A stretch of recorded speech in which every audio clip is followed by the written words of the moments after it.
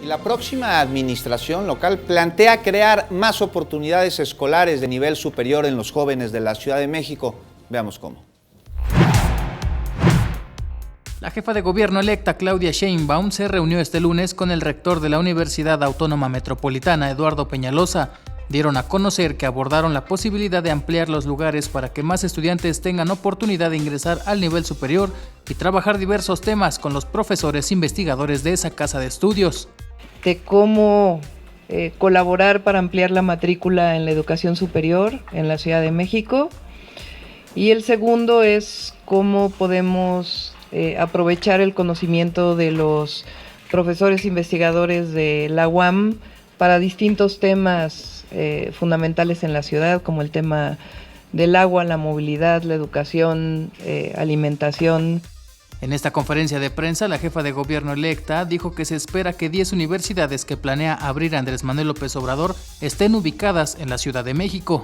Andrés Manuel va a crear 100. O sea, el próximo presidente va a crear 100 escuelas universitarias. Está dentro de sus 25 puntos prioritarios. Y hasta ahora hemos hablado con el secretario de Educación que 10 podrían estar en la Ciudad de México. Claudia Sheinbaum retomó el tema de los hechos violentos que sucedieron en Ciudad Universitaria el pasado 3 de septiembre. Lamentó la falta de coordinación de las procuradurías para realizar una investigación a fondo. Aquí es fundamental que se llegue al fondo del asunto. ¿A qué me refiero? ¿Quién les ordenó ir en ese autobús? ¿Estaban pagados? ¿Hay autores intelectuales en esto?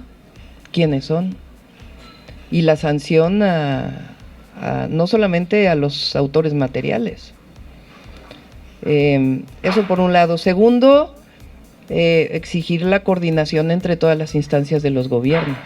Cabe destacar que la jefa de gobierno electa aseguró que respeta la autonomía universitaria, pero rechazó cualquier forma de violencia y aseguró que es indignante lo que ocurrió el 3 de septiembre pasado, por lo que pidió a las autoridades llegar al fondo de las investigaciones y proteger a los estudiantes de la UNAM.